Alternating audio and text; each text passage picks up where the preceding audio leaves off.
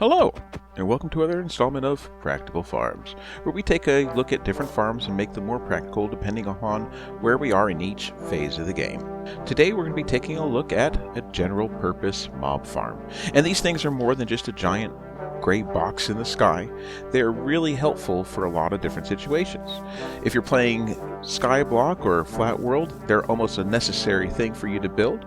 But even in your regular world, they can be a pretty good source of bones for bone meal and gunpowder for rockets. If you're in mid-game or late game, want to use rockets with your elytra. So let's get started and I'll show you exactly how to make one, step by step. Now, one of the first things we need to do in building a mob farm is to start with a platform upon which to build our kill chamber and to base the rest of the farm off of. But where and how to build that determines on the spawning conditions. So to better understand how and where to do that, we're going to take a quick moment to discuss the very fundamental parts of how spawning works. Now, mob spawns are determined by distance away from the player. And depending on which simulation distance you're playing will determine the distance around the player that mobs can spawn. If you're playing simulation distance 4, then that distance is anywhere from 24 to 44 blocks away from the player in all directions, whether it's in front of you, behind you, to the left or right, even all the way up and all the way down. If you're playing on simulation distance 6 or higher, that distance increases from 24 to 128 blocks in a sphere around the player as well. Now, to help visualize this, I have a resource pack that I downloaded from Mad Hatter that I can use to demonstrate the spawning radius of mobs around the player. So let's take a look at that real quick. Now, in order to use this marker pack, all you have to do is place an armor stand, give it a plank block, and you'll see that it creates a graphical representation of the spawning radius around the player. So let's go up high and you can see what I'm talking about. Anywhere that has this red color is a spawnable location for mobs. And that distance from the player in all directions in a sphere, also going up and down as well, is, like I said, 24 to the front edge and 44 to the back edge. The reason this is important to know is that means that wherever you're going to use as your AFK position for your mob farm will determine what area you need to spawn proof in order to make sure that mobs only spawn inside your farm. For this reason, most people will then build their mob farm way high up in the sky or over an ocean or a combination of the two. Let me demonstrate what that would look like from above. Basically what you do is you determine the location where you're going to build it and then go from the ground level, at this point it's -60, go up 45 blocks. That way it's above the spawning radius around the player. As you can see, I've already gone ahead and placed a block up here at -15. And if we place our armor stand with the marker in it, you can see that when you come down to the bottom, the spawning radius is just 1 block above the ground level. This way, no mobs will spawn down here. They will only spawn where we want them to inside the farm. So now that we understand the basic requirements of spawning mobs around the player, you might have the question of how do you know if you're doing simulation distance 4 or simulation distance 6? It's really easy to do. You just go to your settings menu, go to game, and then come down to just below the seed number and you will see the simulation distance. As you can see, we are at 4 chunks right now. But if you're at 6 chunks, this farm will work. It's just that you need to make sure that instead of going up 45 blocks above the ground level, you go up 128. If you plan on building out over an ocean, I recommend putting a lily pad on the surface of the water and then use it as the beginning place of your ladder that's going to take you up to the top of your platform. So all you have to do is just make sure you have plenty of blocks and ladders to go up the side of this. And as you climb, crouch so that you don't go down the ladder, and then just continue to add blocks and ladders all the way up until you reach a height of 45 blocks above the ground level. I'll go ahead and do that. If you're doing this along with me, go ahead and pause the video, and once you have this pillar all the way up to that height, you can come back and join us and we'll pick up with where we left off. Okay, now that we're up here at 45 blocks above the ground level, what I like to do is go ahead and build out a little work area for us to work from, just to make it a little safer. And actually, if you're building out over an ocean, you are a little safer in that regard too, because you don't have to worry about falling to your death if you make a mistake. You can just land in the water and climb back up. So let's see this. 1, 2, 3, 4, 5. I'm going to go out a total of 8 wide. So 6, 7, 8. And then I'm going to go out to where we're 10 in that direction. So that's 1, 2, 3, 4, 5, 6, 7, 8, 9, and 10. This is more space than we really need, but I like to have plenty of room to work so we can put storage and chests and all of the different things that we might need to do in order to work up here. So the next thing you do is just fill in the rectangle that this creates, and then we'll come back together as soon as that's ready as well. Now that we have our platform in place, we're ready to put in our collection system. Now we do have 2 different versions of this mob farm and 2 different ways to kill the mobs, one that's manual and one that's automatic with the Trident Killer. But whatever combination of these that you do, the beginning part is essentially the same. We're going to use the same collection for each one of the farms. Now all versions of this farm produce quite a few drops, so we're going to make sure that we have plenty of chests in order for us to collect all of our loot. So let's go ahead and start with where the drop chamber is going to be. It's a 4x4 square, so I think what I'm going to do is just pick the middle of it right here with a little gap on the back side, and then put a little footprint of where the drop chute is going to be up above. This gives us plenty of room to walk around and work on this. So what we're going to want to do is come in with some double chests and put one here, one there, another one here, and another one there, and then place hoppers going down into each one of them.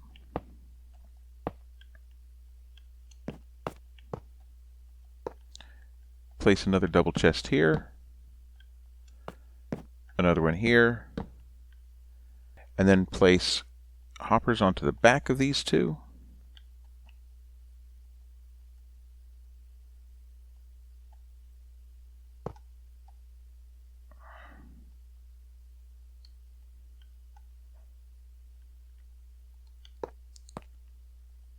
And then a double chest on top of that. And this way we'll be able to have quite a bit of storage for all the loot from this farm.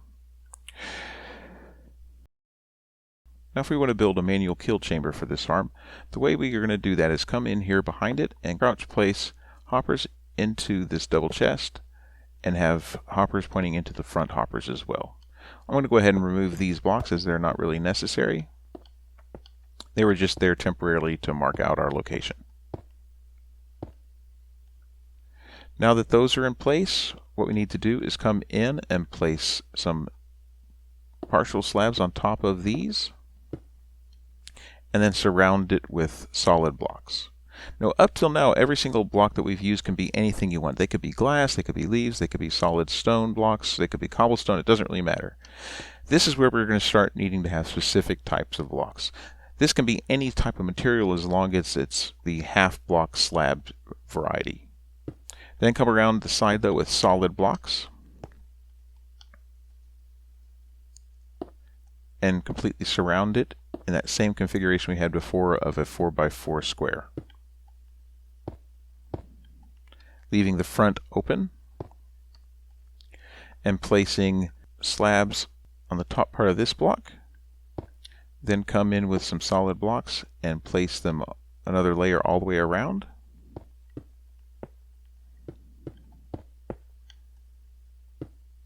And then again place some slabs at the top half of this as well. Now what we're going to want to do is make sure that we can access that very easily. So what I'm going to do is come in here and place our floor level at the top of this block right here. And I'm going to be using partial slabs so that we can still access our chests and open them without any interference from solid blocks.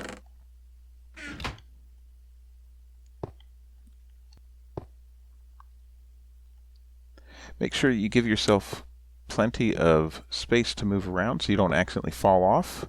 There's nothing worse than falling to your death off the top of a mob farm, so just be safe. All right, then we need to have a ladder that's going to take us up from the collection system to our kill chamber. Go ahead and place some ladders coming up the side of this as well.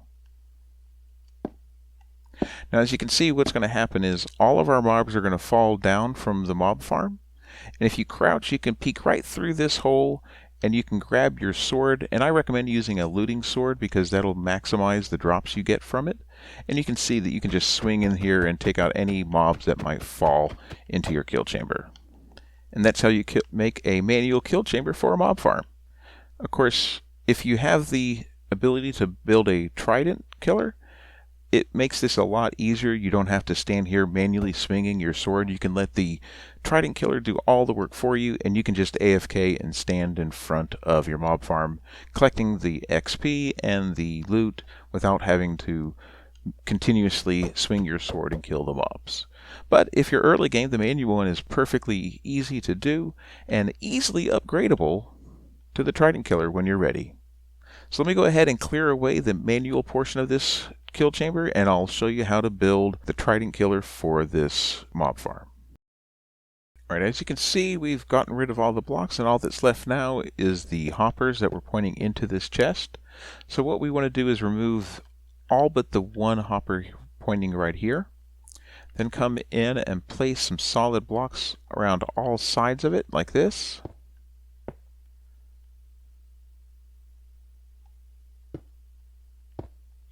And then come in and extend it additionally another block all the way around it.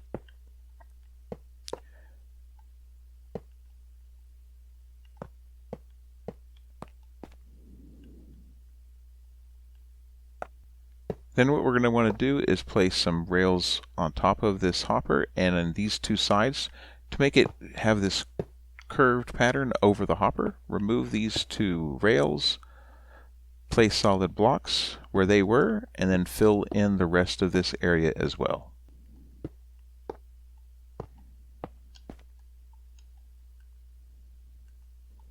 Then place a minecart with hopper on that rail.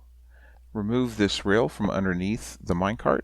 Place a solid block here and here, and then place a stair upside down like this, so you can still come up and access the chest underneath if you'd like to, but still keep the minecart in place.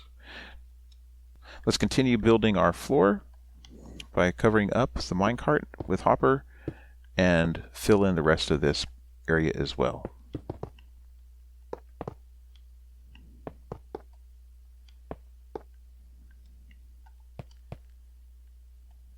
Now that you have that in place, we need to go ahead and put in our Trident Killer, starting with our pistons, and put it in this kind of pinwheel pattern like this. Then come in with solid blocks and place one in the corner. We're going to waterlog this so that our Trident can use the Impaling enchantment to increase the kill speed of our Trident Killer. As a matter of fact, it will one hit almost every mob if you're using Impaling 5. So I'd like to use that if at all possible. Then come in with a slab so that our XP has an easy way to come out as we're standing here AFKing and collecting the experience as the game goes. Now that we have that in place, we need to come in and waterlog our different blocks to make this work. But before we do, we also need to come in, put a button on the back of this piston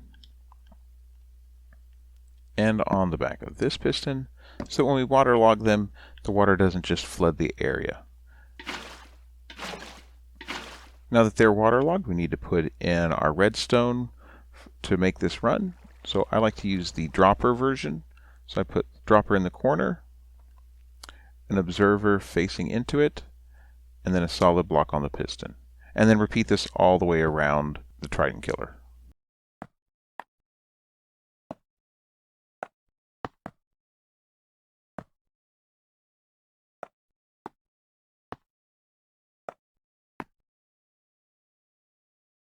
Then come in and add a lever onto this dropper right here.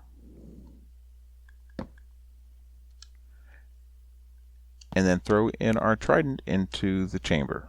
If you have two tridents, I recommend go ahead and throwing one into each side, as it will kill the mobs all the faster. The great thing about the Trident Killer is that when you're holding a looting sword, you get the full looting effect even though you aren't manually swinging the sword. The trident does the work, but you get all the benefit. Then we need to put in a floor right here at this level for us to have as our AFK spot. Of course, if you're just upgrading this from the manual one to the automatic one, you could leave the floor here. That's up to you. And if we're going to do that, we might as well remove these blocks because we won't need them anymore. They'll just be blocking the way. And extend our ladder up to our AFK spot.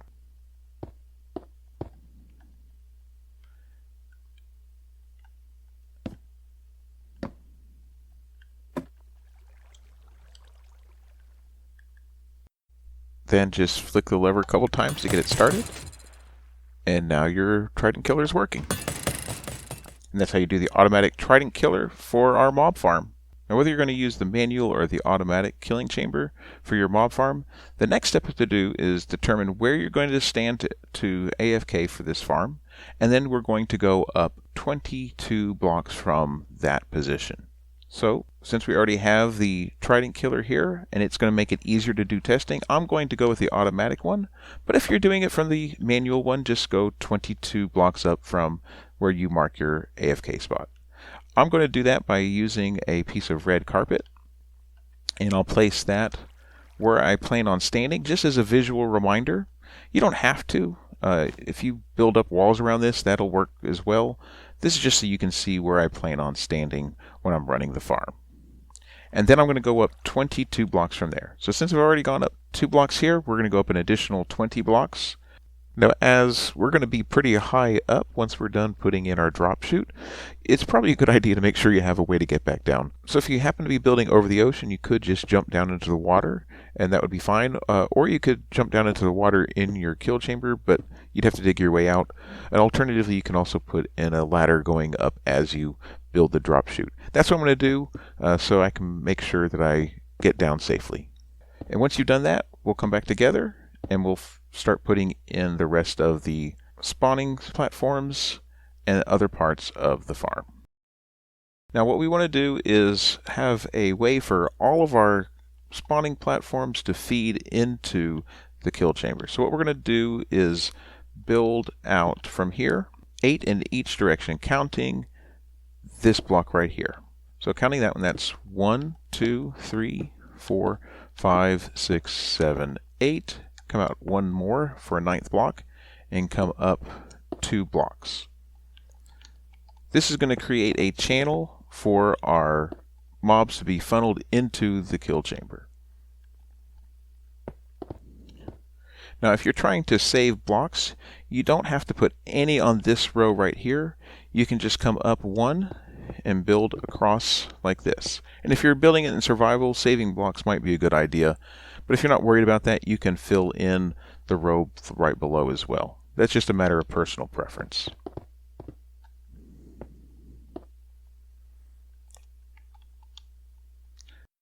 Now I'm going to leave this block out so I have access to my ladder. The water will be blocked by this ladder, so it won't flow down and wipe out everything down below, so it should be fine. But if you're planning on just jumping down the chute or off into the ocean, you can block that if you want. Then come here and place out doing the same thing, coming off the middle here and come out an additional 8 blocks, counting this one. So 1, 2, then the 9th block and come up 1, 2 blocks above it, and then come across and complete that and do the same thing here, and then put it in the sides along the way.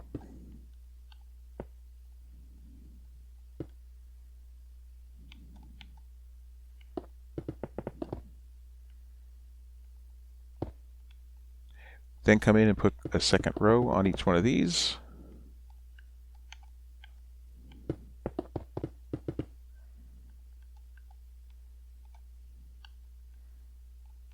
And complete this on all 4 sides. So that completes our funneling system. That's going to take all the mobs from our platforms and push them down into the drop chute. So the next thing we need to do is place our water. So I'm going to go ahead and grab that and put 1 water bucket here and 1 here. As you can see, the ladder prevents that from going down. So that makes it an easy way to get out. Put 1 here and 1 here. Come and place 1 here and here. And then again on the 4th side as well. Then we need to come and put buttons on the sides of each of these walls. The reason we do this is that mobs can't tell that this is not a solid block. They think the button is a solid block, and so when they get to the side of the spawning platform, they will fall down into this trough. So come and do that on this side as well. And then I recommend also putting some in the drop chute, because as they're getting pushed along, they might fight the current if they think that there's not a solid block. So just go ahead and place a button on each one of these here, and it will prevent the mobs from trying to fight upstream when they're being pushed into the drop chute. All you have to do then is just put buttons on each one of these walls all the way around. Now, for each layer of this farm, you're going to use 64 buttons. So make sure you have a stack of buttons for each layer that you're going to build on this farm. Just make sure you have an extra one for right here when you exit the farm. Now, it wasn't too long ago that they had taken that mechanic out of Minecraft to where the only thing you could use was trapdoors or coral fans. But when the developers heard that people actually use the buttons for mob farms, they decided that it was important to make sure that that mechanic was put back into the game. And so in the most recent update, they have done that for us, which makes it a lot better. The next thing we need to do is come in and put in the spawn platforms. So what you do is you just complete the square for each one of these sides of the channels. So let's go ahead and do the outline for that, and then we can fill it in and come back together once we're all done. So just come out a total of the 8 blocks to get to the corner, and then come across. And then once you got all 4 corners outlined, all that's left is to fill in the squares. So now you see we have all 4 spawning platforms of this layer completed, and it takes roughly 5 stacks of blocks for each layer of this farm. Then we need to come in and put a wall around all 4 sides, and this is going to take an additional 2.5 stack of blocks to complete the walls. So now that our walls are in place, we want to make sure that they're lit up well enough that we don't have any mobs spawning while we're adding additional layers. So if you come and put a torch like right about here, that should produce enough light on each layer to where it will not spawn any mobs while you're working, because there's nothing worse than having a creeper show up in the middle of building a mob farm and ruining your day. So make sure you put a few torches just to keep things safe. So now that we have our walls in place for this layer, we just need to repeat the process over again for each additional layer that we want to build for this farm. So really the only question is, how many layers do we want to put in? Now I recommend putting in at least 3 layers to make this worth the effort, but if you want to maximize the output, you can go up to as many as 7 layers. Now if you don't have the resources in order to build the full 7 layers, you could always start off with a smaller number of layers and add on as your needs increase as well. But that being said, all we have to do that is to come up here put a temporary block and come up to this layer here and just put in a floor that matches the floor level below at this level. And don't forget to put buttons on the inside edge of each floor and a 2-high wall as well around the outside edge. And I also recommend leaving an access point so you can work your way down from the top to the bottom once you're done with the farm. Just make sure that the holes don't line up with each other. Otherwise you might fall all the way through from the top to the bottom, and that might just make things a little uncomfortable for you. So with that in mind, go ahead and put in the number of layers that you want, and then we can come back together when you're ready. I'm putting in 7, so I'll see you when we're done with that. Okay, so we have all 7 layers of our farm put in place, and we're ready to put in our roof. Now, if you only put in 3 or 4 layers for this mob farm, you probably will be fine putting in solid blocks for your roof. However, if you put in as many as 7 layers, you're going to want to use either tinted glass or leaf blocks for your roof. The reason for this is that there are 2 different types of mob spawns in the game. There's surface mobs and there's cave mobs. Basically, a cave spawn is defined as a mob that spawns underneath a solid block, like stone, cobblestone, or any other solid non-transparent block, whereas surface spawns occur where there's air above the head of the mob or tinted glass, leaves, or other transparent type blocks. Now, tinted glass, in my opinion, is the best one because it completely lowers the light level to 0 immediately with just one layer above the mob's head. If you don't have access to tinted glass, however, you can use leaves of any variety if you'd like. The only thing is that they do not fully block the light, so you will need to put them at least an additional 6 blocks above the head of the mob, for a total of 7 up in the air. This way the light is diffused one level for each block it travels after passing through the leaves. And because it's skylight that you're having to block, you don't have to worry about it getting all the way to level 0. The leaves will do a perfect job for that, for the surface spawns. But that being said, we're going to use tinted glass as it's a little easier for us to work with. So the first thing you need to do is to come into one of the corners and place a solid block all the way around the entire farm. This is going to be the level of our roof. Now if you wanted to, you could put tinted glass here as well, but solid blocks are cheaper, so I prefer to do that. Now if you're doing this at the full 7 layer height, you won't need to do any additional mob proofing at this point. However, if you put in less than 7 layers, you will need to either put in torches at the top or put additional layer of leaves around the edges of the solid blocks. If you're putting a leaf roof on top, definitely don't use a torch. Either use a slab or a leaf block, whichever is you have more available. But since we're going to be using tinted glass, we can go ahead and put a torch in each of the corners, and that should be sufficient in blocking any mobs that could potentially spawn above our platform. They won't spawn on the tinted glass or the leaves, but these solid blocks on the wall could potentially cause a problem if you're not careful. Once you've done that, go ahead and place all of your tinted glass all the way across, making sure that you end up where you have the access hole for you to get down to the bottom layer. So I think I'll go ahead and change my direction this way. Alright, now that we have our ceiling in place, you can already see that it's considerably darker than it was before, but we need to now remove all the torches and make our way down to the bottom layer. As we do so, mobs will start spawning, so just be careful that they don't fall on you when you're not looking. And as you go down your little hole to access the layer below, fill in the gap. Okay, so we're down to our last couple of torches here before we finish, and mobs could start spawning any moment now. Let's see, I want to come out right here, so let's go ahead and put a torch temporarily there. And I'm going to put a block here, because I don't think I'm going to be able to go down that water stream too easily. So let's come here and just place some blocks to jump down onto. That's not going to work.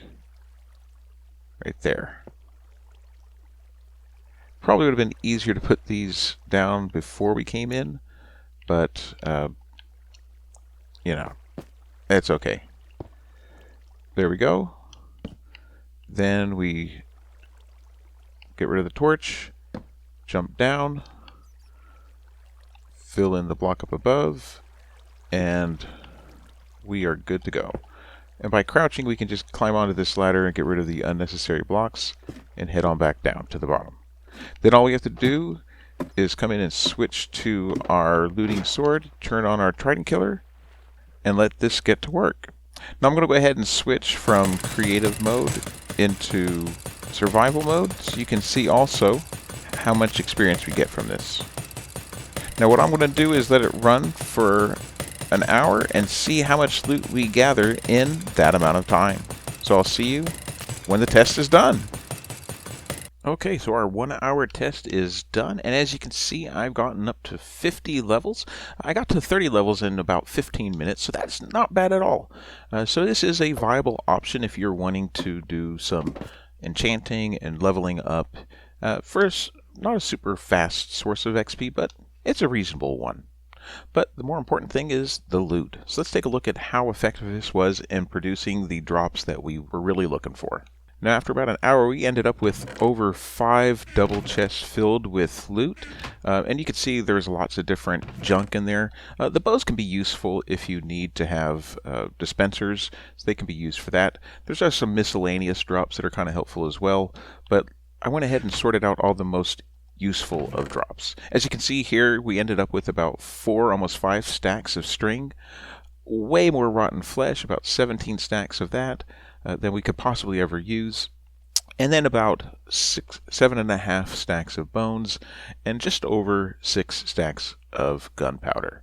Now, these numbers are pretty consistent with what I typically get running this. I have tested it more than just for 1 hour in the past. Usually the gunpowder ranges between 6 and 9 stacks, usually ending up around 7 to 7.5. And same thing with the bones. The reason why you have kind of a fluctuation in this is that which mob is spawned is kind of random, and since we had a larger amount of zombies being spawned, there were fewer creepers, so there was less gunpowder. But that being said, even if you only get 6 stacks of gunpowder in an hour, that turns into 18 stacks of rockets. And I don't know about you, but you'd have to go through a lot of rockets for you to run out of rockets anytime soon. So that being said, this is a reasonably good mob farm, and it's one that will produce most of the stuff you'll ever need.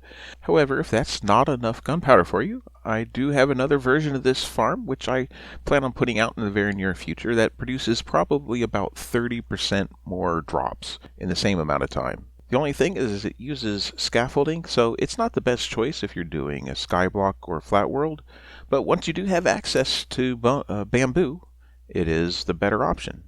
So keep an eye out for that, and it will be coming out in the next day or so. But that being said, I hope you enjoyed this tutorial and it has helped you out. If it has, make sure you leave a comment down below letting us know how it worked out for you in your world. But that's it for now, so I hope to see you again in the next one. But until then, this is Texas BK. Be good to each other. Bye!